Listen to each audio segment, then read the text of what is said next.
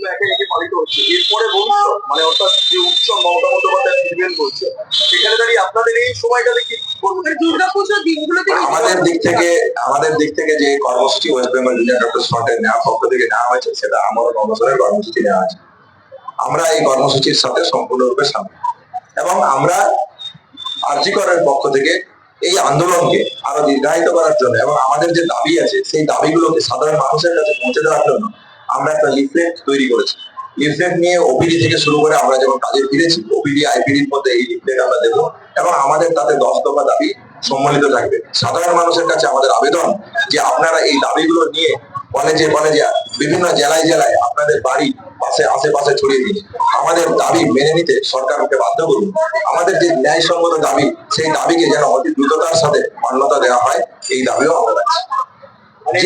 যে কর্মসূচিগুলো আমাদের ইতিমধ্যে গৃহীত হয়েছে, সেই জায়গাগুলো থেকে যেটা বলার সেটা হচ্ছে কলেজের বুকে আমরা বিভিন্ন সুনির্দিষ্ট কর্মসূচি কিছু নিচ্ছি এবং ওই সময়গুলোতে অভয়া ক্লিনিকের মতন জায়গা আমরা রেখেছি। বাকি যে কর্মসূচি, সেই কর্মসূচি আমরা অতি দ্রুততার সাথে আপনাদের কাছে রাখবো। একদিকে আপনারা অনশনকে মুখ্যমন্ত্রী প্রদান করছে, এই যে দুটো ছবি পরস্পর বিরোধী ছবিটা দেখা যাচ্ছে, এটাকে আজকে কিভাবে ব্যাখ্যা করবেন? আমরা তো শুরু থেকেই বলেছি আন্দোলন না উৎসব, উৎসব না আন্দোলন। তাহলে আমরা আন্দোলনে আসি, আন্দোলনেই আমাদের উৎসব। সেই জায়গা থেকে আমরা মনে করি যে অতি দ্রুততার সাথে আমাদের দাবি মেনে নেওয়া হোক। যে ন্যায়সঙ্গত দাবিতে আজকে ওয়েস্ট বেঙ্গল জুনিয়র ডক্টর ফ্রন্টের যে আন্দোলন শুরু হয়েছে, সেই আন্দোলনকে মান্যতা দেওয়া হোক। সেই আন্দোলনকে মান্যতা দিয়ে আমাদের বাকি যে কর্মসূচি আছে, সেই কর্মসূচিগুলো আমরা এই মুহূর্তে আরজি করার কেউ নেই।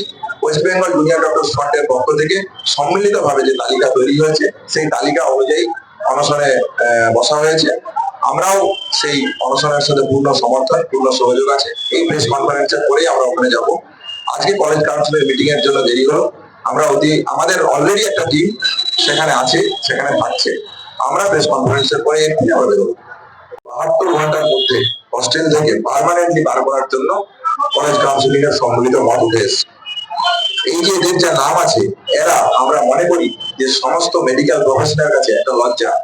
তাই আমরা ওয়েস্ট বেঙ্গল মেডিকেল কাউন্সিল মানে কলেজ কাউন্সিলের যে সম্মিলিত মত, সেই মত থেকে উঠে এসেছে ওয়েস্ট বেঙ্গল মেডিকেল কাউন্সিলিং এবং স্টেটে যে গ্রিভান্স সেল তৈরি হয়েছে, আমরা এই দুই কমিটির কাছে দাবি রাখছি এদের পার্মানেন্ট রেজিস্ট্রেশন ক্যান্সেলের দাবি যাতে করা যায়। এর সাথে সাথে এদের যে অ্যাক্টিভিটি কলেজের বুকে ছিল, head of institution RG Kar medical কলেজের পক্ষ থেকে এদের বাড়িতেও এই অভিযোগের যে জায়গা ছিল, সেই জায়গা নিয়ে একটা চিঠি যাবে এবং স্পেসিফিক ডেটে head of institution RG Kar medical college এদেরকে ডেকে পাঠাবে। এবং ভবিষ্যতে এদের যা বিভিন্ন যে সার্টিফিকেট গুলো হয়, মাইগ্রেশন সার্টিফিকেট, কন্ডাক্ট সার্টিফিকেট যেগুলো হয়, সেই সার্টিফিকেট গুলোতে এদের এই বিহেভিয়ারের কথা যাতে মেনশন করা থাকে, কলেজ কাউন্সিলের সম্মিলিত মত উঠে এসেছে। দ্বিতীয়ত, বাকি পরবর্তীকালে যে 27 জনের নাম, এই ছাড়াও বাকি যে 27 জনের নাম অভিযুক্ত হিসেবে উঠেছিল, তাদের ক্ষেত্রেও সমস্ত রকমের ব্যবস্থা নেওয়া হয়েছে। এই 27 জনের মধ্যে আছে রোহন কুন্ডু, সৌরভ মাঝি, বিশ্বদীপ মজুমদার, সুমন হাজরা, শ্রেয়াসা মুখার্জি, আরিয়া গোস্বামী, আর্সেনাল আলম, সৌরেশ দাস, আয়ুষ প্রসাদ, কুণাল শাহ, সুমিত মন্ডল, হর্ষদ সারি, শুভদীপ ভট্টাচার্য, চয়ন ভট্টাচার্য, শ্রেষ চক্রবর্তী, আতাউর রহমান, অতনু বিশ্বাস, রাকেশ কুমার মন্ডল, রামিজ আহমেদ, জাস রয়, ঋত্বিক রাজ, ঋতিকা সিকদার, দেবায়ন চক্রবর্তী, শেখ সাকির হাসান, সৈয়দ আহমদ শাহ, সরফরাজ, দিলবার শেখ এন্ড সাবির আহমেদ। এদেরকেও কলেজ কাউন্সিলিং এর সম্মিলিত মত অনুযায়ী সমস্ত রকম হোস্টেল থেকে 72 ঘন্টার মধ্যে এদেরকে বার করার পারমিশন দেওয়া হয়েছে। শুরু করবো।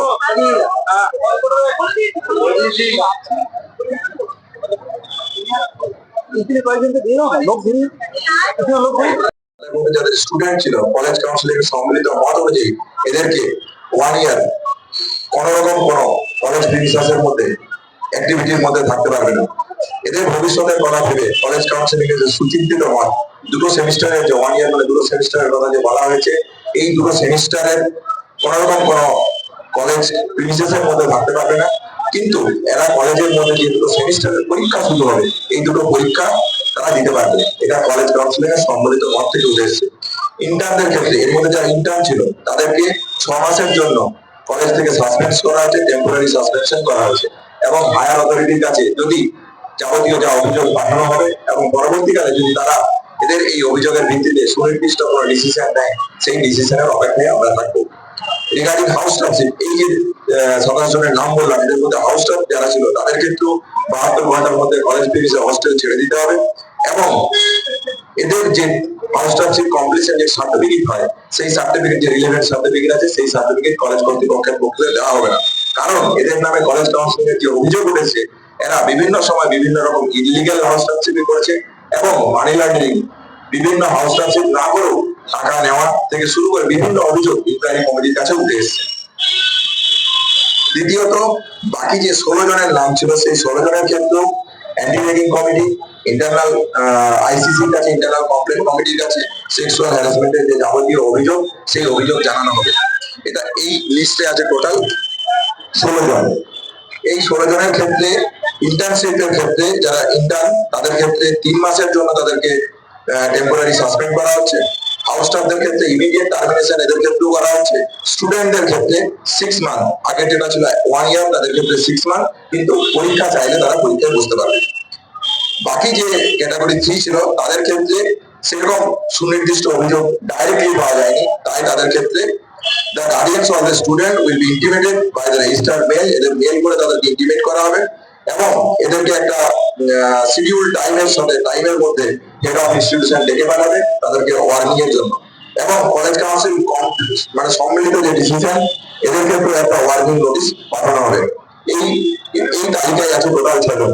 সম্মিলিত যে তালিকা আমরা সংবাদ মাধ্যমের কাছে দিয়ে দেবো। তাহলে আমরা যেটা পরিশেষে যে কথা বলতে চাই সেটা এটাই যে কলেজে যে দুর্নীতির পরিবেশ তৈরি হচ্ছে, গণতান্ত্রিক পরিবেশকে যেভাবে ভঙ্গ করা হচ্ছে, সেই জায়গা থেকে আমরা মনে করি যে কলেজে গণতান্ত্রিক পরিবেশকে আরো বৃহত্তর করার প্রয়োজন আছে। এই জায়গা যদি আজকে সদর্থক পদক্ষেপ না নেওয়া হয়, তাহলে আমরা কখনোই দ্বিতীয় অভয়ার মতো ঘটনা আটকাতে পারবো না। সেই জায়গা থেকে বলার, ন্যায় বিচারের দাবিতে আমাদের যে লড়াই, এই ঘটনার মোটিভ কি ছিল, এই ঘটনার উদ্দেশ্য কি ছিল, কে বা কারা এই ধরনের ঘটনা ঘটালো। আমরা দেখতে পাচ্ছি এই যে তালিকা জায়গা থেকে অ্যারেস্ট হয়েছে, তাহলে এই যে শাস্তির কথা উঠে এসছে, এই শাস্তি কলেজ কাউন্সিলের সম্মিলিত মত থেকে উঠে এসছে। আপনারা যদি দেখেন এদের বিরুদ্ধে যা অভিযোগ আছে, সেই অভিযোগগুলি যদি হয়, তাহলে আমাদের কাছে লজ্জায় মাথা হেঁট হয়ে যাওয়ার মতন অভিযোগ। তাহলে এই কলেজের ক্রিমিনালাইজেশন অফ ইনস্টিটিউশন যারা তৈরি করতে পেরেছিল, তৈরি করার মতন পরিবেশ করে রেখেছিল, তাহলে আমরা সুস্পষ্ট ভাবে এটা মনে করি যে কোনো ক্যাম্পাস যেন এইভাবে আর কলঙ্কিত না হয়। সেই জায়গা থেকে আজকের এই কলেজ কাউন্সিলের সম্মিলিত মনকে আরজিকর আরটিএ এবং ওয়েস্ট বেঙ্গল জুনিয়র ডক্টরস ফ্রন্টের পক্ষ থেকে আমরা কুর্নিশ জানাচ্ছি। তার সাথে সাথে আমরা বলছি, আমাদের যে দাবি দাওয়া নিয়ে আন্দোলন শুরু হয়েছিল, সেই আন্দোলন যেভাবে চলছে ঠিক সেইভাবেই চলবে। ধন্যবাদ।